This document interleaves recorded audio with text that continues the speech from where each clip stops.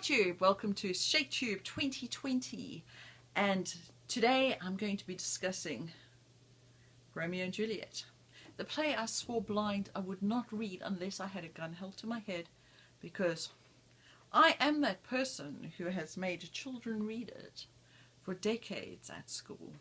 Yep, guilty as charged. Not that it's my choice, because honest to God, I am so sick of whiny Romeo. But anyway, so let me talk about my thoughts on Romeo and Juliet. Don't mind the wine. We currently have no water, so we're drinking wine. It's a whole new angle to, I know it's not true, but to Marie Antoinette, let them drink, well, eat cake. Well, now we're at let them drink wine. For reals. Anyway, so Romeo and Juliet. Why I'm not a huge fan. One, I have taught whiny Romeo for more than 10 years straight. Whiny Romeo is a very annoying character, and he's very difficult to sell to the average teenage boy who is discovering his inner masculinity. And while every single one of them would be happy to be laid, like Romeo, did I say that on BookTube? While any of them would be happy to get as lucky as Romeo, none of them quite admire him for his whininess. And this is now where I come to my actual theory. So I believe that Shakespeare was having fun and poking fun at the Petrarchan sonnet. So Petrarch, in case you didn't know, was the Italian sonnet writer who wrote different types of sonnets to Shakespeare's. This sounds like way very scientific. It's not. It's fueled by South African water, because there isn't any. I kid you not, I'm not doing the jipper guts that I had last week again. The water that's coming out my tap, when it comes out my tap, is the colour of tea. And I don't want to think about what went into that. But that's a whole other story. We're going about Romeo and Juliet. So anyway, so I believe that Shakespeare was having fun, poking fun at Petrarch, who wrote lines along the lines of, and I can't do this word for word because that would require effort, and I'm sorry, I still have a hell of a lot of schoolwork to put together tonight because online teaching. But paraphrasing, breasts like fountains. This is only attractive if you are a super hungry baby, let's be honest. So, you know, eyes like sunbeams. This is awesome if you are wanting to join the X-Men. It's not really all that fantabulous if you are someone's lover. Because basically, on a more serious note, what Petrarch was doing was he was assigning his love the most outrageous, ridiculous roles, which is one of the reasons why Shakespeare's sonnet, I think it's 130, "My mistress's eyes are nothing like the sun," rings true, because he is comparing a woman to these outlandish comparisons and saying that he loves her anyway. And I think that Romeo and Juliet actually carries an element of this with it, that we look at Romeo and we mock him. You cannot help but mock Romeo because he is outrageously stupid in his love. I mean, when Juliet says, "How do you love me?" and he says, you know, "I love you like the moon," and she says, "Not by that inconsistent thing," because let's be honest, the moon waxes and wanes. It does not know what it is. And that is how Romeo, I mean, he was sighing vapors, clouds in the air, according to Friar Lawrence.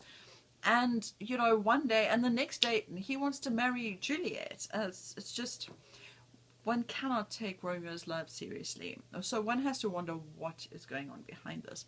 And it is Romeo is in love with the idea of being in love. And I think it's also Shakespeare going, "Petrarch, we're poking fun at you."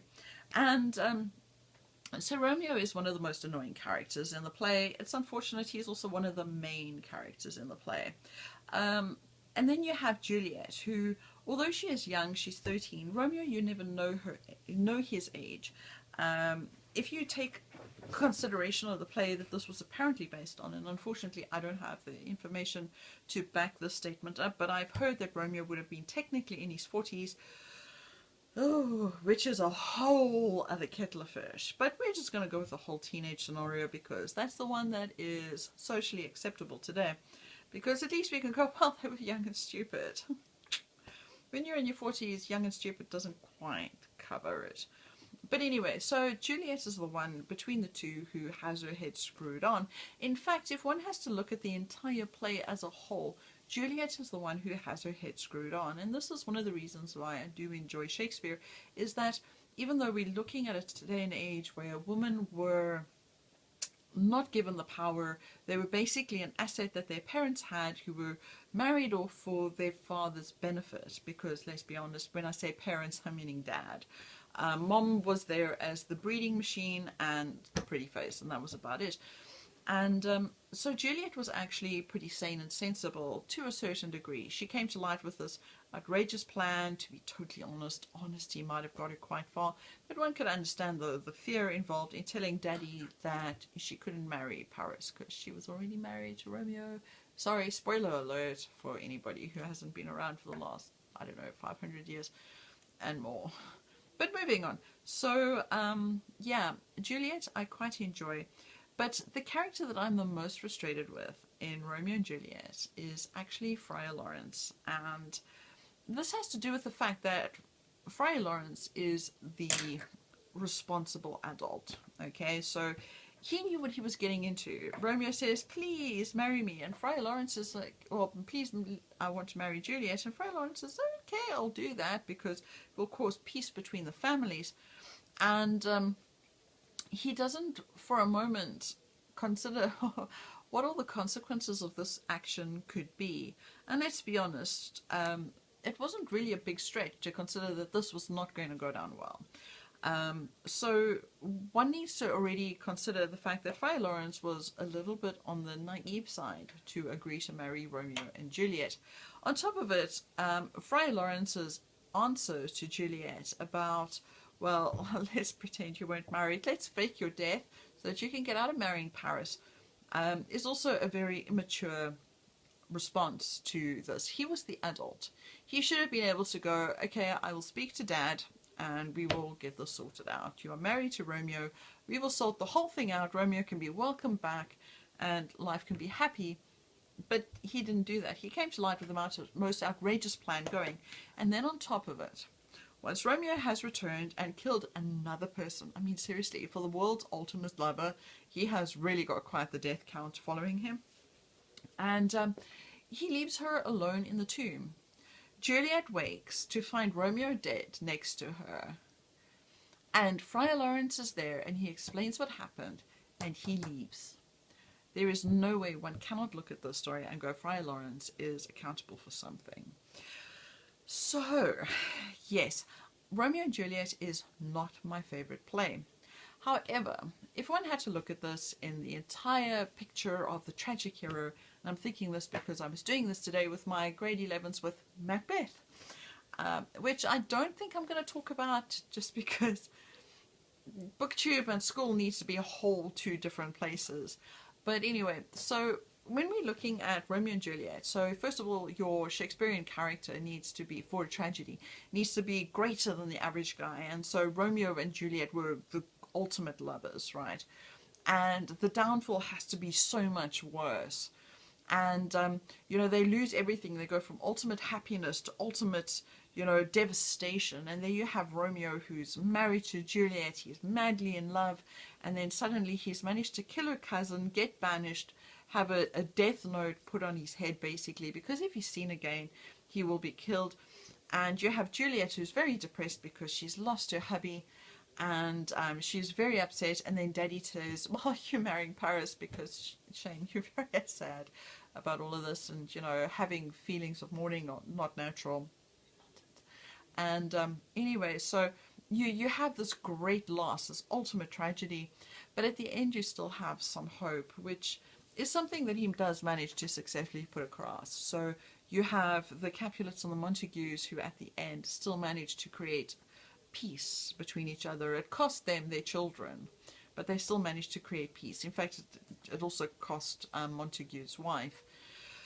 But yeah, so it's not my favorite play. I've taught it far too often. The Queen Mab section I could quite happily do without. And thanks to Baz Luhrmann, I have got kids who are convinced that Mercutio is out selling drugs. Actually, Mercutio's character is a very interesting one. A lot of theory has it that Mercutio was bumped off because he was upstaging Romeo, which I suppose could happen because anybody at this point in time could upstage Romeo in my mind, because you cannot get more annoying than Romeo. I know the idea of Romeo, and then there is the Romeo, and it doesn't work. And I was going to say something else. What was it? I'll have a sip of wine while I think.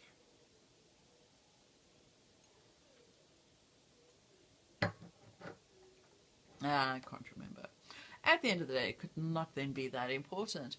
And if it is, I will mention it in next year's Shaketube. So that is it for me for now. And this is actually quite ironic because the one thing that I did read for Shaketube, oh, this wine is good. It's cheap box wine, but this is South Africa. Even our cheap box wine is really good quality. It tastes like wine, not a fruit juice, and it's very nice, and it is healthier than water. I kid you not. It takes a whole 3 days of just vomiting to go, I'll drink wine instead of water. Anyway, moving on. And yes, I had boiled it. It's just, it still looked like tea. Anyway, moving on. So I had read Venus and Adonis, and I've only read that once now. So I don't feel like I'm an expert to talk about this. I only have an initial impression. And my initial impression of Venus and Adonis is that it was bloody hilarious. I don't know if it should be. So the fact that first Venus has to try and go, but what's wrong with me? I'm just as good looking.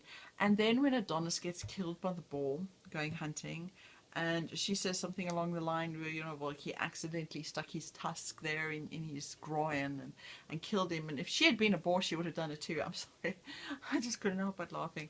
I don't know if it was meant to be amusing, but I thought it was horribly amusing. And yeah, I'm still hoping to read a comedy for errors, a comedy of errors. This one's fantabulous. And after that, I am hoping to finish reading actually before that, because let's be honest, I've got my own reads going at the moment. So I'm reading Voices from Chernobyl, and that is anything but a comedy, but there's a lot of errors. And I should be finished with that either tonight or tomorrow night, and then I'm going to hit Shaketube, because Shaketube is going to do my reading stats wonders. I'm going to be honest with you, because I can read a Shakespeare play in under 2 hours. 2 hours if I'm looking at all the notes and making notes and thinking about stuff. Under 2 hours if I'm just reading the thing. So depending on what my requirements are for the day, I just plan on reading Shakespeare and covering Shaketube and all the plays that I haven't read as yet. I don't plan on doing this for all of those that I have read, although I've taught Romeo and Juliet, Macbeth and Hamlet and Othello for so many years in a row. I'm a little bit sick of them, so I can talk about them without having read them, but you don't need to know that.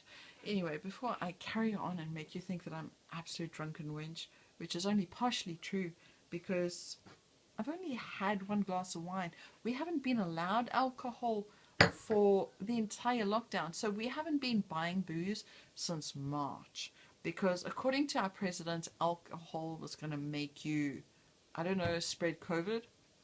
So they closed all the bottle stores, and they opened them up last week, and now we no longer have water.